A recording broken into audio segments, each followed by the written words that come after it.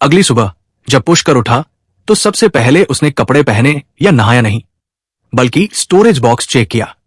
फिर भी उसे कुछ नहीं मिला। कोई खजाना नहीं था। उसने जो चीजें उसमें रखी थी वे अभी भी वही थी। एक भी चीज गायब नहीं थी। मैं बहुत लालची था। कितना समय हो गया? पिछली दो चीजों के बीच अभी भी एक दिन था। पुष्कर आत्महीनता से हंसा। उसके बाद वो थोड़ा शांत हुआ और अब इस मामले की परवाह नहीं करता था। नहा धोकर पुष्कर बाहर चला गया। रास्ते में उसने नाश्ते के लिए 4-2 वड़ा पाव खरीदे। कल काम के पहले दिन वो देर से गया था। आज वो फिर देर नहीं कर सकता था। मैं कहता हूं, बच्चे, क्या तुम्हारे साथ कुछ अच्छा हुआ? जब से तुम काम पर आए हो तुम्हारे चेहरे की मुस्कान गायब नहीं हुई है। सिक्योरिटी रूम में अन्वेष पुष्कर के पास आया और बोला, आज सुबह वो दोनों ड्यूटी पर नहीं थे, इसलिए वे सभी अब सिक्योरिटी रूम में थे। हालांकि उनके पास करने के लिए कुछ नहीं था। क्या ये इतना स्पष्ट है? पुष्कर ने अनजाने में अपना चेहरा छुआ और कहा, और कुछ है क्या? बस अपने चेहरे पर कुछ शब्द लिख लो, मैं बहुत खुश हूं। अन्वेष ने कहा, आज सुबह जब मैं काम पर आया तो रास्ते में मुझे 100-1,500 रुपए मिले। पुष्कर ने कहा, अरे, मुझे तो लगा कि ये कोई अच्छी बात है। क्या 1,500 रुपए पाकर इतने दिनों तक खुश रहना ठीक है? अन्वेष ने थोड़ी अवाकता के साथ कहा, अन्वेष भाई, मेरे लिए संतुष्ट आसान है। अगर मैं हर दिन 1,500 रुपए कमा सकूं तो मैं हर दिन खुश रहूंगा। पुष्कर ने मुस्कुराते हुए कहा, हर दिन 1,500 बटोरना? तुम सपना देख रहे हो। अन्वेष भाई ने कहा, इतनी अच्छी चीज एक बार मिल जाना ही काफी था।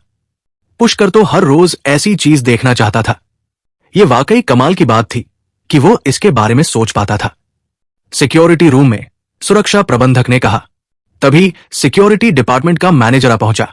डिपार्टमेंट में दाखिल होते ही उसने ताली बजाई और कहा, सब लोग चुप हो जाओ, मुझे कुछ कहना है। फुटबॉल लीग कप के लिए रजिस्ट्रेशन शुरू होने वाला है। सोनाली मैम चाहती है कि सुरक्षा विभाग में और लोग हों।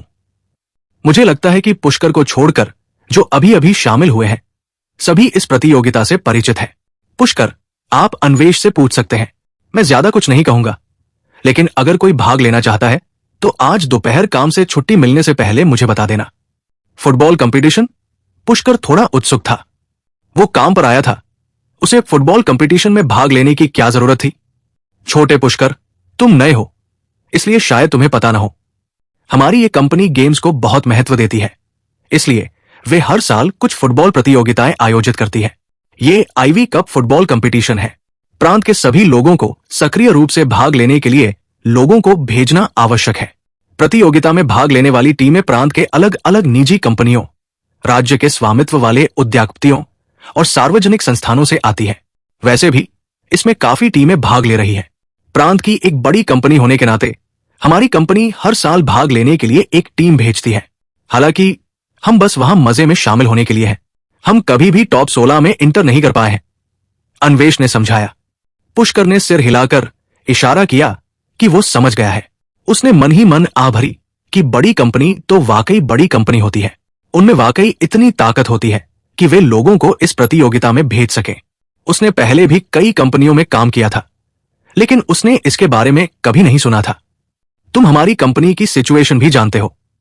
यहां पुरुषों की तुलना में महिलाएं ज्यादा है, पुरुष बहुत कम है। इसके अलावा ज्यादातर लोगों की शारीरिक फिटनेस हमारी जितनी अच्छी नहीं है। इसलिए हर साल प्रतियोगिता में भाग लेने वाली टीमों में ज्यादातर हमारे सुरक्षा विभाग के लोग होते हैं। अन्वेष भाई ने कहा। पुष्कर को कोई आश्चर्य नहीं हुआ। हालांकि ये सुरक्षा गार्ड अक्सर दिखावटी होते थे, लेकिन उनकी शारीरिक फिटनेस उन सफेदपोश कर्मचारियों से बेहतर थी जो दिन भर ऑफिस में बैठे रहते थे। इसलिए उनका प्रतियोगिता में भाग लेना कोई आश्चर्य की बात नहीं थी। इसके बारे में क्या ख्याल है? क्या तुम प्रतियोगिता में भाग लेना चाहते हो? अगर तुम अच्छा प्रदर्शन करते हो तो तुम कंपनी या दूसरी कंपनियों में महिला कर्मचारियों को आकर्षित कर सकते हो। तुमको पता है, कंपनी कुछ लोगों को प्रतियोगिता का सीधा प्रसारण देखने के लिए बुलाएगी। यह न सिर्फ इस आयोजन का समर्थन करने के लिए है, बल्कि अपनी कंपनी की टीम का समर्थन और मोटिवेशन करने के लिए भी है। अन्वेष भाई ने आकर्षक स्वर में कहा। मुझे भूल जाओ। अगर बास्केटबॉल हो तो मैं मुश्किल से खेल पाऊंगा। मैंने कभी फुटबॉल को हाथ भी नहीं लगाया। पुष्कर ने सिर हिलाते हुए कहा। जब वो हाई स्कूल में था तो अक्सर हॉस्टल में कुछ भाइयों के साथ बास्केटबॉल खेलता था। हालांकि उसका लेवल अच्छा नहीं था, फिर भी वो इससे परिचित था। हालांकि उसे फुटबॉल के बारे में कुछ भी नहीं पता था। उसे बुनियादी नियम भी नहीं पता थे। खैर, ये तो दुख की बात है। हालांकि तुम उन महिलाओं से कोई लेना देना नहीं रख सकते, लेकिन मैदान पर उनका ध्यान आकर्षित करना भी अच्छी बात है, अन्वेष भाई ने कहा। यह देखा जा सकता था कि अन्वेष भाई पुष्कर को समझा रहा था कि वो कंपनी के कर्मचारियों के बारे में ज्यादा न सोचे, लेकिन एक पुरुष होने के नाते रोजाना उसके सामने से इतनी सारी खूबसूरत लड़कियां गुजरती थी। वो इसके बारे में कैसे नहीं सोचता था? वो इसे जाहिर ही नहीं कर सकता था। फुटबॉल वाले मामले की वजह से सुरक्षा डिपार्टमेंट में काफी चर्चा हुई। इस प्रतियोगिता में अक्सर हिस्सा लेने वाले कई लोगों ने काम के बाद साथ में ट्रेनिंग पर जाने की बात पहले ही तय कर ली थी। इसी समय एक महिला अचानक डिपार्टमेंट में आई और सभी लोग अचानक शांत हो गए। डायरेक्टर अपराजिता, आप यहां? क्या बात है? आप हमें बुला सकते हैं और हम खुद वहां आ जाते। इस वक्त कोई तेजी से आगे बढ़ा और उस महिला से बोला। उसका लहजा बहुत विनम्र था। मैनेजर अरोड़ा फुटबॉल मामले पर बात करने के बाद बाहर चला गया था, इसलिए यहां कोई जिम्मेदार नहीं था। वो इंसान भी एक चतुर इंसान था, इसलिए उसने आगे आने की पहल की। कोई बात नहीं, वैसे भी दोनों विभाग एक दूसरे से ज्यादा दूर नहीं है, बस इसे एक सुकून की बात समझो, महिला ने कहा। तभी पुष्कर और अन्वेष ने भी उस इंसान की तरफ देखा जो आया था।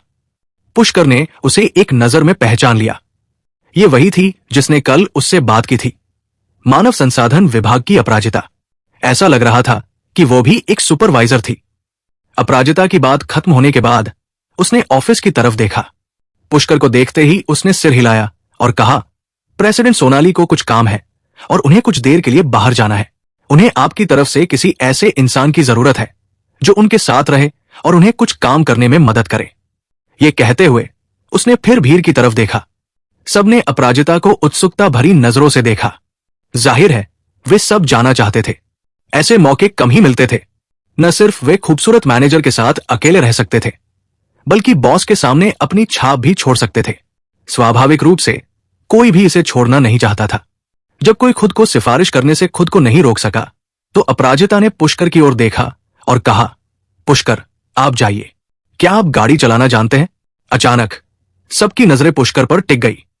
वो सब जलन से भर गए। वो पुष्कर की जगह लेने के लिए बेताब थे। हालांकि अपराजिता ने सीधे तौर पर उसका नाम ले लिया था। वे जाना चाहते भी थे तो कहने की हिम्मत नहीं कर पाए। पुष्कर अपराजिता की बात सुनकर दंग रह गया। उसे समझ नहीं आया कि उसने सीधे उसका नाम क्यों लिया। उसने सोचा कि अपराजिता ने बेतरतीब ढंग से नाम चुना होगा, इसलिए उसने परवाह न करते हुए कहा, मुझे गाड़ी चलाना आता है। मैंने स्कूल में रहते हुए ही ड्राइविंग लाइसेंस बनवा लिया था। ये अच्छी बात है। हम आधे घंटे में निकलेंगे। याद रखना, डायरेक्टर सोनाली को इंतजार मत करने देना, अपराजिता ने कहा। मैं समझ गया, पुष्कर ने सिर हिलाया। अपराजिता के जाने के बाद सिक्योरिटी डिपार्टमेंट में हंगामा मच गया। तुम सचमुच लकी हो। तुम यहां सिर्फ 2 दिन से हो और तुमको डायरेक्टर के साथ बाहर जाने का अवसर मिल गया है। ये सही है। ये डायरेक्टर सोनाली है, हमारी कंपनी की 2 सबसे खूबसूरत महिलाओं में से एक। तुम सचमुच हमें ईर्ष्यालु बनाते हो। पुष्कर को घेरकर लोगों का एक समूह जलन से कहने लगा। वो भी ऐसी अच्छी चीज का सामना करना चाहते थे, लेकिन अब ये नया आया कैल का लड़का ये मौका उनसे छीन ले गया। वे कुछ नहीं कह सके। मैं अभी अभी यहां आया हूं। मुझे कंपनी के बारे में ज्यादा जानकारी नहीं है। ये डायरेक्टर सोनाली कौन है? लगता है तुम सब उन्हें जानते हो, पुष्कर ने थोड़ी उत्सुकता से कहा। उसे सच में नहीं पता था कि ये डायरेक्टर सोनाली कौन है। डायरेक्टर सोनाली? तुम उन्हें नहीं जानते? किसी ने शक से कहा, पर फिर उसे समझ आ गया। सही कहा, तुम तो कल ही आए हो। जाहिर है तुमको पता नहीं होगा, लेकिन कंपनी में इतने से समय में डायरेक्टर सोनाली को कोई नहीं जानता। तो इस इंसान ने पुष्कर को समझाया, डायरेक्टर सोनाली का पूरा नाम सोनाली मेहता है। वो कंपनी की वाइस प्रेसिडेंट है। यह कहा जा सकता है कि वो कंपनी की दूसरी सबसे शक्तिशाली इंसान है। वर्मा ग्रुप की स्थापना उन्होंने और कंपनी के अध्यक्ष एवं सीईओ प्रियंका वर्मा ने की थी। अफवाह है कि वे दोनों साथ साथ पले बढ़े थे। ग्रेजुएशन होने के बाद उन्होंने मिलकर वर्मा ग्रुप की स्थापना की। इन दोनों की बात करें तो इनकी खूबसूरती का जिक्र तो होना ही चाहिए।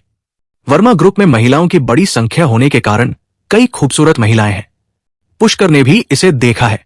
हालांकि इन सुरक्षा गार्डों के अनुसार प्रियंका वर्मा और सोनाली मेहता इन लोगों से ज्यादा खूबसूरत है।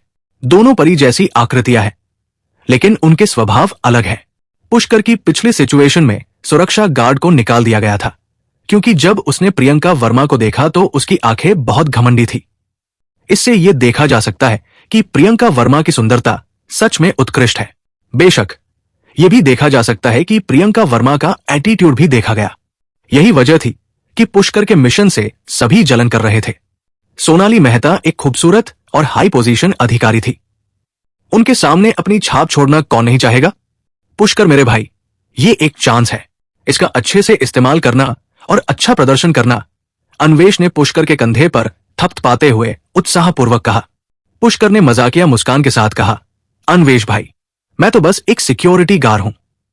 अब मैं ड्राइवर और कुली के रूप में काम कर रहा हूं। मैं कैसे काम कर सकता हूं? अगर मैं अच्छा काम भी करूं तो भी मैं सिर्फ एक सिक्योरिटी गार्ड ही रह सकता हूं। यह जरूरी नहीं कि सच हो। हालांकि डायरेक्टर सोनाली बेहद खूबसूरत है, फिर भी वो अभी तक अनमैरिड है।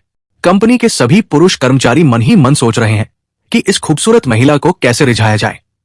अगर तुम अच्छा प्रदर्शन करोगे तो शायद क्या, मैं तो बस एक गार्ड हूं। और क्या हो सकता है? यह सच है। हालांकि अगर कुछ न भी हो तो भी अगर तुम अच्छा प्रदर्शन करते हो तो तुमको पेमेंट इंक्रीमेंट या प्रमोशन मिल सकता है। एक बार जब तुम ऑफिस में इंटर कर लोगे और एक सफेद पोश कर्मचारी बन जाओगे तो तुमको दरवाजे पर पहरा देने की जरूरत नहीं होगी। अन्वेष भाई ने कहा। ठीक है अन्वेष भाई, मैं निश्चिंत होकर अपने दरवाजे की रखवाली करूंगा। मुझे इन चीजों के बारे में कुछ नहीं पता। और अन्वेष भाई, ये तो बस एक साधारण सा काम है, ये उतना जटिल नहीं है जितना तुम सोच रहे हो। पुष्कर ने मजाकिया मुस्कान के साथ कहा। उनके हिसाब से ये एक बहुत ही साधारण काम था। पुष्कर की बातों ने सबको चौंका दिया। ये सच था। ऐसा लग रहा था कि इस यात्रा से कुछ नहीं बदलेगा। ऐसा नहीं था कि वे पहले कभी दूसरे कर्मचारियों या उच्च अधिकारियों के साथ बाहर नहीं गए थे और उन्होंने कभी किसी को उच्च अधिकारियों द्वारा सराहा गया, पेमेंट में इंक्रीमेंट हुआ या उनका प्रमोशन हुआ, ऐसा नहीं सुना था। आखिरकार अगर कंपनी में लोगों की कमी थी तो वे उन्हें पूरी तरह से भर्ती कर सकते थे। सुरक्षा गार्डों में से उन्हें प्रमोशन करने की कोई जरूरत नहीं थी। बस पुष्कर इस बार डायरेक्टर सोनाली के साथ बाहर जा रहा था, जिससे सभी थोड़े उत्साहित थे। यह देखकर कि सभी लोग ठीक हो गए हैं, पुष्कर ने कहा, ओ ठीक है अन्वेष भाई, अभी जो आई थी उसकी कंपनी में क्या पोजीशन क्या है? मेरे हिसाब से तुम लोग उसे अच्छे से जानते हो। पुष्कर ने जो नहीं बताया वो ये था कि वे उसकी चापलूसी कर रहे थे। न सिर्फ उन्होंने शुरुआत में उससे बात करने की पहल की, बल्कि बाकी लोग भी मुस्कुराते हुए उसका साथ दे रहे थे। तुम्हारा मतलब सुपरवाइजर अपराजिता? वो कंपनी के मानव संसाधन विभाग की सुपरवाइजर है। वो कंपनी के कर्मचारियों की सिचुएशन और लाभों की प्रभारी है, अन्वेष भाई ने कहा। पुष्कर समझ गया कि अभी सब ऐसा व्यवहार क्यों कर रहे थे। ये उनकी जीवन रेखा थी, जिसका सीधा असर सबकी सैलरी पर पड़ सकता था। इसमें कोई आश्चर्य की बात नहीं थी कि सब ऐसा व्यवहार कर रहे थे। ठीक है, जल्दी करो और जाओ, गाड़ी बाहर निकालो और इंतजार करो। डायरेक्टर सोनाली को पहले वहां मत आने दो, वरना तुम मुसीबत में पड़ जाओगे, अन्वेष भाई ने पुष्कर को धक्का देते हुए कहा। ठीक है, तो मैं पहले जाऊंगा, पुष्कर ने कहा।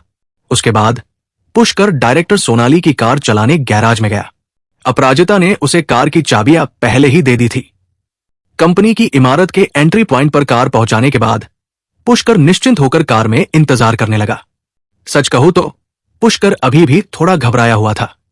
आखिरकार उसे सोनाली मेहता की पहचान सबके मुंह से पता चल ही गई थी। वो अभी अभी कंपनी में आया था और अपने सीनियरों के साथ अकेले ही बाहर जा रहा था। अगर वो अच्छा काम करता तो ठीक था, लेकिन अगर वो अच्छा काम नहीं करता तो उसे कभी भी नौकरी से निकाला जा सकता था। और तो और उसे सोनाली मेहता का स्वभाव भी समझ नहीं आ रहा था। इसके अलावा पुष्कर गाड़ी तो अच्छी चला सकता था, लेकिन उसमें बहुत कुशलता नहीं थी।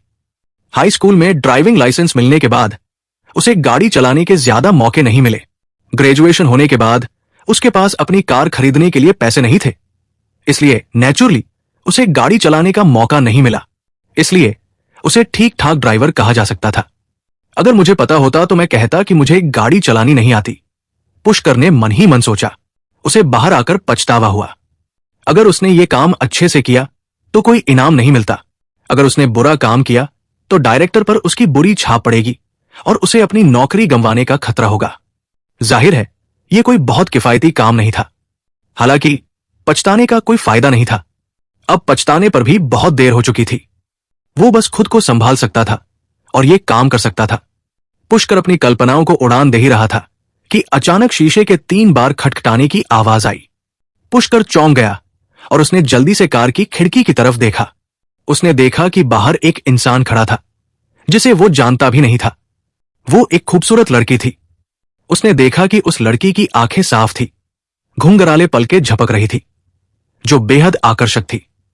उसका चेहरा लंबा गोलाकार था और उस पर मेकअप की एक पतली परत थी जो एक हिलती हुई लालिमा बिखेर रही थी।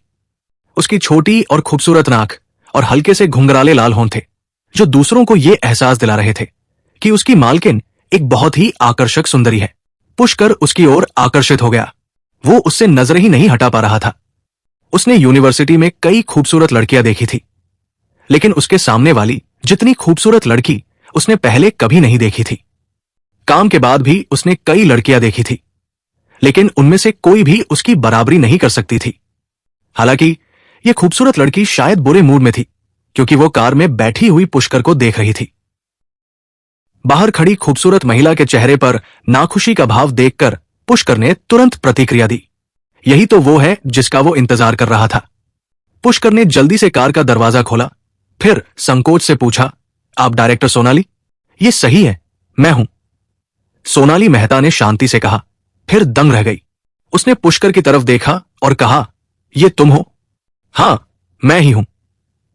मुझे सुपरवाइजर अपराजिता ने डायरेक्टर सोनाली की गाड़ी चलाने और छोटे मोटे काम करने में मदद करने के लिए भेजा था। पुष्कर को सोनाली की बात समझ नहीं आई। उसे लगा कि वो उससे पूछ रही है कि क्या गाड़ी वही चला रहा है। अपराजिता, अगर ऐसी बात है तो कार में बैठ जाओ, सोनाली ने सोचते हुए कहा। शुरुआत में पुष्कर अभी भी सोच रहा था कि डायरेक्टर सोनाली के लिए कार का दरवाजा खोला जाए या नहीं। हालांकि उसे उम्मीद नहीं थी कि वो खुद कार का दरवाजा खोलकर आगे वाली सीट पर बैठ जाएगी। पुष्कर को यह थोड़ा अजीब लगा। क्या डायरेक्टर आमतौर पर पीछे नहीं बैठते? लेकिन उसने पूछा नहीं, बल्कि कार में बैठ गया और कार को स्टार्ट कर दिया। कार में बहुत सन्नाटा था। दोनों ने एक दूसरे से बात नहीं की। पुष्कर सावधानी से गाड़ी चला रहा था और आगे वाली सीट पर आंखें बंद करके आराम कर रही डायरेक्टर सोनाली पर एक नजर डाल रहा था। वो थोड़ी थकी हुई लग रही थी, लेकिन इससे उसके आकर्षण पर कोई असर नहीं पड़ा। उसका आकर्षण इस बात से जाहिर हो रहा था कि उसे कंपनी की 2 सबसे खूबसूरत लड़कियों में से एक माना जा सकता था, जहां हर जगह खूबसूरत महिलाएं थी। सावधानी से गाड़ी चलाओ, अगर तुम इसी तरह चलते रहे तो एक्सीडेंट हो जाएगा। जैसे ही पुष्कर डायरेक्टर सोनाली पर नजरें गड़ाए हुए था, सोनाली अचानक बोल पड़ी। हालांकि उसकी आंखें अभी भी बंद थी, मानो वो सचमुच थक गई हो। डायरेक्टर सोनाली की आवाज सुनकर पुष्कर डर गया। उसे आश्चर्य हुआ कि उसका आत्मसंयम इतना कमजोर कैसे हो गया कि वो उसे घूरता ही रहा। हालांकि सोनाली इतनी खूबसूरत थी कि उसका उसकी ओर आकर्षित होना स्वाभाविक था। अगर वो उसकी ओर आकर्षित न होता तो वो पुरुष ही नहीं होता। हालांकि पुष्कर ने तुरंत अपना सिर घुमाकर सामने देखा। उसकी ड्राइविंग स्किल्स औसत थी, इसलिए अगर उसका ध्यान सचमुच भटक गया होता तो उसके लिए एक्सीडेंट का शिकार होना नामुमकिन नहीं था। तुम इस कंपनी में कब से हो? डायरेक्टर सोनाली की आवाज फिर से सुनाई दी। मेरा आज दूसरा दिन है, मैं कल ही आया हूं, पुष्कर ने गाड़ी चलाते हुए कहा। इस बार उसकी हिम्मत नहीं हुई कि वो मुड़कर देखे। 2 दिन? कोई आश्चर्य नहीं कि मैंने तुम्हें पहले नहीं देखा, डायरेक्टर सोनाली ने कहा। तुम पहले क्या करते थे? एथलीट? एथलीट नहीं, मैंने पहले भी बहुत सारी नौकरियां की हैं, लेकिन मैं कभी एथलीट नहीं रहा, पुष्कर ने कहा। फिर उसने बेधड़क पूछा, आप ऐसा क्यों कह रहे हैं डायरेक्टर? इस बार सोनाली ने आखिरकार अपनी आंखें खोली और पुष्कर को हैरानी से देखा। उसे उम्मीद नहीं थी कि वो उससे कोई सवाल पूछेगा। हालांकि उसने अपनी बात छिपाने की कोशिश नहीं की और कहा, मैंने तुम्हें कल सुबह चोर पकड़ते देखा था। पुष्कर को एहसास हुआ, तो बात यही थी। उस समय उसकी स्पीड एक नॉर्मल एथलीट से कहीं ज्यादा तेज थी, इसलिए डायरेक्टर सोनाली के मन में ऐसे विचार आना कोई अजीब बात नहीं थी। मुझे उम्मीद नहीं थी कि तुम इतने तेज होने। क्या तुमने पहले कभी प्रैक्टिस करी है? डायरेक्टर सोनाली को विषय में ज्यादा दिलचस्पी लग रही थी और उसने पूछना जारी रखा। नहीं, सच में नहीं। मुझे आमतौर पर दौड़ना और व्यायाम करना पसंद है। यह बस अंधाधुंध है, सोनाली ने कहा। बेशक वो उसे ये नहीं बताएगा कि ऐसा इसलिए था क्योंकि उसने जादुई लेदर के जूते पहने हुए थे। सोनाली ने सिर हिलाया और आगे कुछ नहीं पूछा। इसके बजाय उसने कहा, तुम यूनिवर्सिटी के स्टूडेंट हो? हाँ, लेकिन ये तो दूसरे दर्जे का हाई स्कूल है, पुष्कर ने कहा। तो फिर तुमने गार्ड बनने के बारे में क्यों सोचा? हालांकि आजकल हाई स्कूल में बहुत से स्टूडेंट हैं और नौकरी पाना मुश्किल है, फिर भी सुरक्षा गार्ड ज्यादा नहीं है, सोनाली ने कहा। क्योंकि कंपनी का व्यवहार अच्छा है। मैं पहले भी कुछ छोटी कंपनियों में काम कर चुका हूं। न सिर्फ मुझे बहुत काम करना पड़ता था, बल्कि सैलरी भी बहुत कम थी और कोई लाभ ही नहीं था, पुष्कर ने ईमानदारी से कहा। हालांकि सुरक्षा गार्ड के पेशे में कोई फ्यूचर नहीं है, सोनाली ने कहा। क्या तुम सिक्योरिटी गार्ड के रूप में बने रहना चाहते हो? क्या तुमने कंपनी में किसी दूसरे डिपार्टमेंट में इंटर करने के बारे में सोचा है? डायरेक्टर सोनाली की बात सुनकर पुष्कर का दिल धड़क उठा। क्या अन्वेष भाई और बाकियों ने जो मजाक किया था वो सच था? सोनाली सचमुच उसे किसी और डिपार्टमेंट में ट्रांसफर कर देगी? हालांकि पुष्कर ने तुरंत इस अवास्तविक विचार को त्याग दिया। आखिरकार वो और डायरेक्टर सोनाली इतने करीब तो थे नहीं। शायद वो पूछ रही होगी, वो उसकी मदद क्यों करेगी? और तो और अगर उसका ट्रांसफर किसी दूसरे डिपार्टमेंट में भी हो जाए तो भी उसे कुछ नहीं आता, वहां वो क्या कर सकता था? हालांकि उसने जरूर सोचा होगा, पुष्कर जिंदगी भर सिक्योरिटी गार्ड बनने को कैसे तैयार हो सकता था? पुष्कर के दिल की सिचुएशन बदल गई थी, खासकर जादुई स्टोरेज बॉक्स मिलने के बाद। हालांकि अभी इसके लिए सही समय नहीं आया था। मैंने इसके बारे में सोचा है। मैंने इसके बारे में क्यों नहीं सोचा? हालांकि मुझे अपनी क्षमता भी पता है। अगर मैं अब कंपनी के किसी दूसरे डिपार्टमेंट में जाता हूं तो मुझे कुछ भी नहीं पता, मैं वहां कुछ नहीं कर सकता, पुष्कर ने कहा। डायरेक्टर सोनाली ने पुष्कर की बातें सुनी, लेकिन कोई टिप्पणी नहीं की।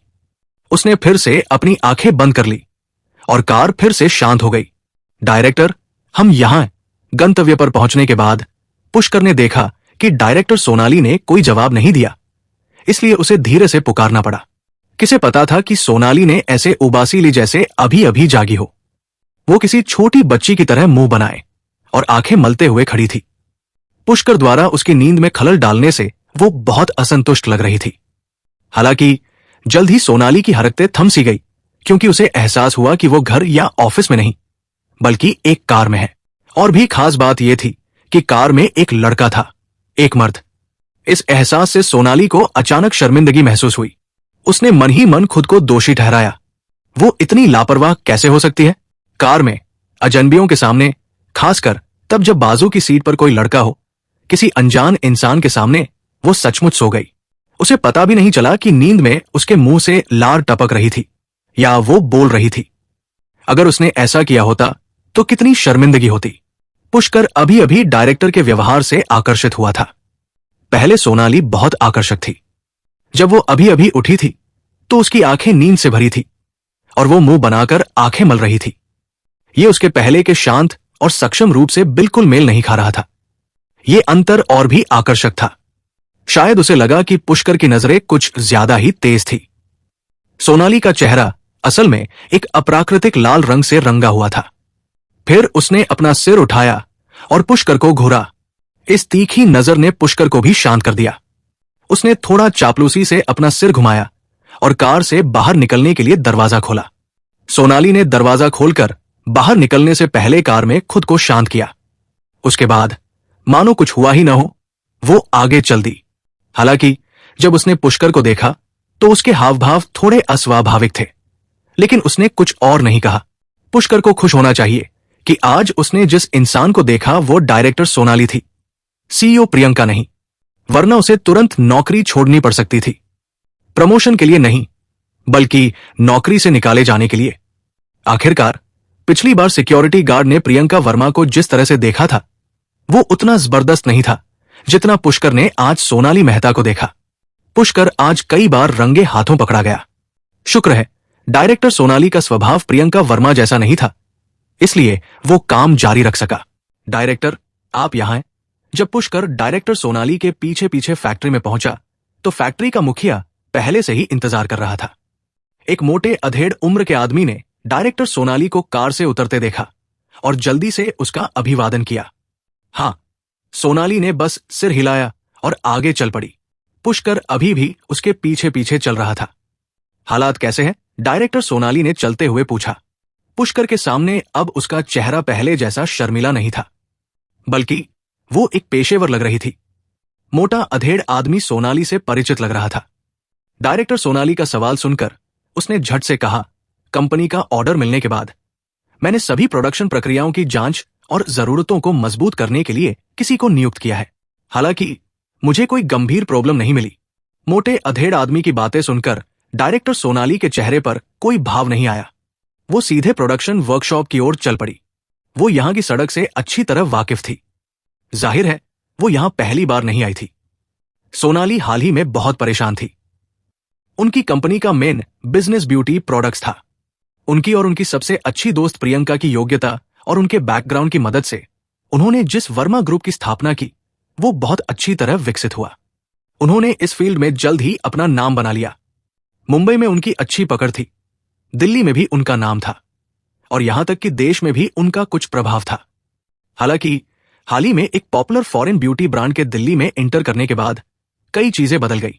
दूसरे पक्ष के दबाव में उनके मार्केट शेयर में भारी गिरावट आई। इससे भी बदतर, जिस ब्यूटी सैलून के साथ उन्होंने पार्टनरशिप किया था उसने उनके ब्यूटी प्रोडक्ट से कस्टमर के चेहरे बिगाड़ दिया। ब्यूटी सैलून को शक था कि उनके द्वारा दिए जाने वाले ब्यूटी प्रोडक्ट्स में कोई प्रॉब्लम है और वो कॉन्ट्रैक्ट खत्म करना चाहता था। ये ब्यूटी सैलून एक नेशनल लेवल की चैन थी जिसका बिजनेस बहुत फैला हुआ था। ये उनके वर्मा ग्रुप का एक बड़ा ग्राहक था। स्वाभाविक रूप से वे इतने बड़े ग्राहक को खोना नहीं चाहते थे। इसलिए प्रियंका खुद संकट से निपटने के लिए गई और सोनाली मेहता उनकी कंपनी के ब्यूटी प्रोडक्ट्स का परीक्षण करने के लिए फैक्ट्री में ही रही। हालांकि प्रेसिडेंट प्रियंका के जाने से पहले उसकी मुलाकात सोनाली से हुई। दोनों ने सिचुएशन का विश्लेषण किया और लगा कि इसमें उस पॉपुलर विदेशी ब्यूटी ब्रांड की छाया है। इसलिए यह मामला उतना आसान नहीं था जितना लग रहा था। हालांकि चूंकि यह पहले ही हो चुका था, इसलिए स्वाभाविक रूप से दोनों को इसका सामना करना ही था। उन दोनों को यह उम्मीद नहीं थी कि प्रेसिडेंट के जाने के कुछ ही देर बाद, यानी चेहरे पर चोट लगने की घटना के कुछ ही देर बाद, कुछ गुंडे उनके प्रोडक्शन फैक्ट्री में आकर दंगा मचाने लगे। शुरुआत में उन्होंने इन मामलों को पहले ही संभाल लिया था, लेकिन उन्हें समझ नहीं आ रहा था कि यह सिचुएशन फिर से क्यों हुई। अगर उन्होंने पुलिस को बुलाया भी तो कोई फायदा नहीं होगा। पुलिस के आने से पहले वे चले जाते। पुलिस के जाने के बाद वे फिर से आकर कारखाने के मजदूरों को परेशान करते। यह कहा जा सकता है कि उन्होंने उनके नॉर्मल प्रोडक्शन को पूरी तरह से प्रभावित कर दिया था। क्या वे लोग अगले 2 दिनों में भी आएंगे? सोनाली ने चलते हुए पूछा। हां, वे रोज आते हैं। जब तक पुलिस नहीं आती वे आते रहेंगे, खासकर काम के बाद, और हमारे कर्मचारियों को परेशान करते रहेंगे। नीचे से मिली प्रतिक्रिया के अनुसार कई लोगों को परेशान किया गया है, खासकर कुछ अकेली लड़कियों को। उन्हें दूसरे पक्ष द्वारा मौखिक रूप से परेशान किया गया है और यहां तक कि दूसरे पक्ष द्वारा छुआ भी गया है। मोटे अधेड़ उम्र के इंसान ने उत्तर दिया। गोलमटोल अधेड़ उम्र के आदमी ने जवाब दिया। ये कहते हुए उसके चेहरे पर बहुत ही भद्दा भाव था। जाहिर है वो भी इस बात से परेशान था। उसके बगल में चल रहे पुष्कर ने पाया कि इस समय डायरेक्टर सोनाली का चेहरा ज्यादा गंभीर था। इस समय वो कार में पहले से बिल्कुल अलग थी। इस अंतर ने पुष्कर को थोड़ा विचलित कर दिया, लेकिन उसने कुछ नहीं कहा। वो अपनी पहचान जानता था। इस समय उसे कोई सलाह देने की जरूरत नहीं थी। सोनाली ने आइसोलेशन सूट पहना और सर्वाइवल वर्कशॉप में दाखिल हो गई। पुष्कर थोड़ा हिचकिचाया, लेकिन फिर उसके पीछे पीछे अंदर चला गया। हालांकि उस गोलमटोल अधेड़ उम्र के आदमी ने पुष्कर की तरफ देखा, लेकिन उसने कुछ नहीं कहा और अंदर चला गया। सर्वाइवल वर्कशॉप में कर्मचारी गहन और व्यवस्थित ढंग से प्रोडक्शन वर्क कर रहे थे। मशीनें लगातार चल रही थी। पुष्कर ने उत्सुकता से वर्कशॉप को देखा। वो पहली बार ऐसी वर्कशॉप में गया था, इसलिए स्वाभाविक रूप से उसकी उत्सुकता बढ़ गई। मजदूरों ने पुष्कर और बाकियों के आने पर ज्यादा ध्यान नहीं दिया। वे अपना काम चरणबद्ध तरीके से करते रहे। कई प्रक्रियाओं के बाद ब्यूटी प्रोडक्ट्स को एक एक करके पैक किया गया। पुष्कर, एक बक्सा कार तक ले जाओ। इस वक्त डायरेक्टर सोनाली, जो आगे चल रही थी, उसने बिना सिर घुमाए कहा, ठीक है। पुष्कर ने सिर हिलाया और कहा, फिर सीधे कॉस्मेटिक्स का एक डिब्बा उठा लिया जो पैक किया हुआ था। हालांकि वो एक पूरा डिब्बा था, लेकिन भारी नहीं था।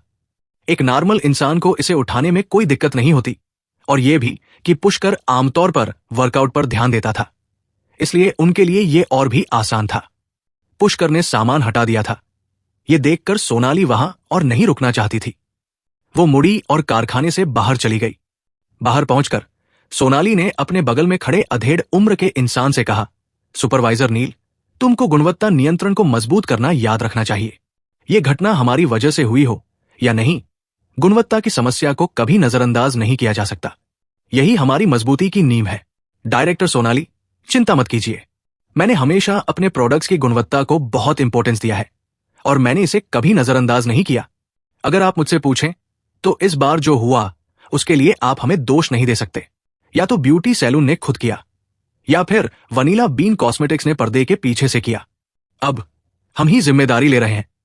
जाहिर है फैक्ट्री सुपरवाइजर नील की इस मामले में अपनी राय थी। हम इस मामले की पूरी जांच करेंगे, लेकिन फिर भी चाहे यह हमारी गलती हो या नहीं, गुणवत्ता की समस्या को कभी भी नजरअंदाज नहीं किया जा सकता, सोनाली ने कहा। डायरेक्टर, चिंता मत करिए। जब तक हम यहां हैं, गुणवत्ता को लेकर कोई समस्या नहीं होगी। सुपरवाइजर नील ने अपनी छाती थपथपाते हुए वादा किया। सोनाली ने सिर हिलाया। यह घटना थोड़ी बड़ी थी और ग्राहक के कुछ संबंध लग रहे थे। बिजनेस और कमर्शियल ब्यूरो, साथ ही कुछ दूसरे डिपार्टमेंट ने इस घटना की जांच शुरू कर दी थी और वर्मा ग्रुप सबसे बड़ा संदिग्ध था। इसलिए इस वक्त वे लापरवाही नहीं बरत सकते थे। सोनाली वापस जाने के लिए तैयार थी। वो इस बार प्रोडक्शन वर्क देखने और कुछ सैंपल्स लाने आई थी। अब जब उसका काम पूरा हो गया था तो उसके वापस जाने का वक्त हो गया था। पुष्कर, जिसे बुलाया गया था, ड्राइवर और खलासी था। सुपरवाइजर नील उन्हें दरवाजे तक ले गया, लेकिन जब वे कारखाने के इंटर द्वार पर पहुंचे तो उनका चेहरा बदल गया। कारखाने के बाहर एक वैन खड़ी थी और वैन के चारों ओर कई लोग, जो आकर्षक कपड़े पहने हुए थे, सिगरेट पी रहे थे और बातें कर रहे थे।